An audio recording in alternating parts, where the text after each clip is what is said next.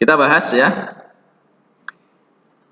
Situational approach, teori kepemimpinan situasional atau the situational leadership theory adalah teori kepemimpinan yang dikembangkan oleh Paul Hersey, penulis buku Situational Leader, dan Ken Blanchard, pakar dan penulis The Minute Manager, yang kemudian menulis buku Management of Organizational Behavior. Nah, ini teman-teman, ini beliau ya. Ini Dr. Ken Blanchard dan inilah Dr. Paul Hersey. Oke, kita lanjutkan. Teori ini pada awalnya diintrodusir sebagai life cycle theory of leadership. Sampai kemudian pada pertengahan 1970-an, life cycle theory of leadership berganti dengan sebutan situational leadership theory. Nah, mungkin tahun tersebut teman-teman belum lahir, ada juga mungkin teman-teman di luar sana itu juga sudah lahir, tapi mahasiswa saya pasti yang saat ini mengambil materi ini itu belum lahir ya, masih jauh, mungkin masih masa-masa indah untuk orang tua kalian. Di akhir 1970-an dan awal 1980-an, masing-masing penulis mengembangkan teori kepemimpinan sendiri-sendiri. Hersey mengembangkan situational leadership model dan Blanchard mengembangkan menjadi situational leadership model 2. Definisi kepemimpinan situasional adalah a leadership contingency theory that focuses on followers' readiness or maturity. Inti dari teori kepemimpinan situasional adalah bahwa gaya kepemimpinan seorang pemimpin akan berbeda-beda, tergantung dari tingkat kesiapan para pengikutnya. Nah, sekarang kan kalau untuk followers, teman-teman pasti lebih paham ya, lebih familiar karena itu udah banyak sekali di sosmed itu follow ya. Jadi gaya kepemimpinan seorang itu tergantung dari tingkat kesiapan para pengikutnya. Pemahaman fundamen dari teori kepemimpinan situasional adalah tentang tidak adanya gaya kepemimpinan yang terbaik. Kepemimpinan yang efektif adalah bergantung pada relevansi tugas, dan hampir semua pemimpin yang sukses selalu mengadaptasi gaya kepemimpinan yang tepat. Itu pasti ya teman-teman ya. Efektivitas kepemimpinan bukan hanya soal pengaruh terhadap individu dan kelompok, tapi bergantung pula terhadap tugas, pekerjaan, atau fungsi yang dibutuhkan secara keseluruhan.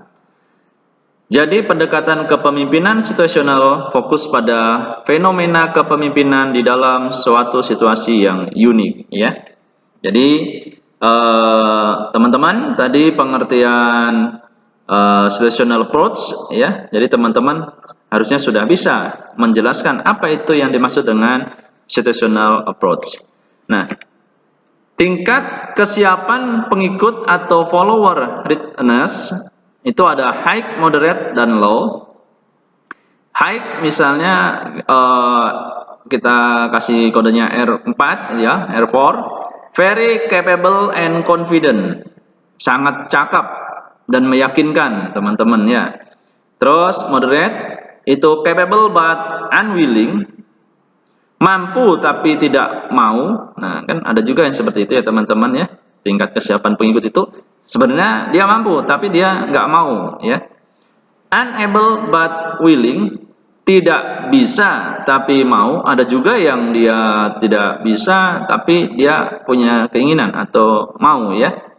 Nah, yang low R1, unable and insecure, artinya tidak mau dan tidak insecure itu kalau secara umum artinya kan tidak aman ya, tapi bukan tidak aman dalam arti maling dan segala macam. Jadi insecure itu begini. Misalnya teman-teman hari ini memakai baju baru yang teman-teman beli, merasa nggak nyaman segala macam. Nah, itu bisa dimasukkan dalam kategori insecure ya, atau kurang percaya diri, kurang pede lah ya. Oke ya, itulah tingkat kesiapan untuk pengikut atau follower readiness ya. Ada high, moderate, dan low. Ada very capable and confident, sangat yakin, sangat cakap. Capable but unwilling, dia bisa ya, dia mampu tapi tidak mau. unable but willing. Dia nggak mampu tapi dia mau, ya. Ada keinginan. Yang terakhir adalah unable and insecure. Dia tidak mampu dan kurang percaya diri atau kurang merasa nyaman lah, ya. Oke. Nah, di sini ada leadership style, teman-teman. Kalau diperhatikan, ini sorry, gambarnya mungkin agak kurang jelas atau clear. Nanti saya sampaikan secara teori, ya. Di sini ada supportive behavior, ya. Ada dukungan lah, ya, teman-teman, ya. Nah, di sini ada directive behavior, ada arahan. Nah, ini adalah leadership style-nya, ya. Nah, di sini ada kotak 4, teman-teman, ada S1, 2, 3, 4, ya.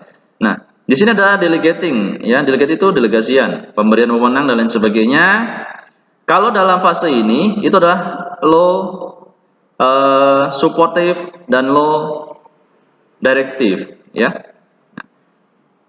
Terus di sini ada supporting, teman-teman, ya. Jadi dukungan, berarti high support dan low directive, ya. Berarti ini sangat tinggi untuk dukungannya, tapi sangat rendah untuk arahannya. Nah, di sini ada coaching, high directive dan high supportive. Nah, di sini sangat besar untuk arahan dan dukungannya. Terus ada directing, di sini ada high directing dan low supportive. Berarti ini arahannya banyak, tapi supportnya kurang. Nah, inilah tipe atau gaya kepemimpinan yang di dalam di sini, teman-teman, ya. Situational approach, ya. Oke. Ada S1, S2, S3 dan S4 digambarkan seperti ini. Ada directing, ada coaching, supporting dan delegating, ya. Jadi kalau directing itu adalah high direction, ya, high directive dan low supportive, ya. Jadi sangat tinggi untuk arahan dan rendah akan dukungan. Terus ada coaching adalah high dua-duanya, baik supportive maupun directive. Terus supportingnya fase di sini adalah gaya atau style di sini adalah high supportive dan low directive, ya. Delegating, low supportive dan low directive, ya. Oke, ya, teman-teman, ya, bisa memahaminya, ya. Nanti kalau kurang paham bisa diulang kembali. Mengembangkan dan memotivasi pengikut. Seorang pemimpin yang baik mengembangkan kompetensi dan komitmen dari pengikut sehingga mereka memotivasi diri daripada bergantung pada orang lain untuk diarahkan atau dibimbing, ya. Menurut Hershey, tingginya kinerja pemimpin menciptakan harapan yang realistis akan tingginya kinerja dari pengikut. Sebaliknya, rendahnya harapan pemimpin mengakibatkan rendahnya kinerja pengikut atau follower.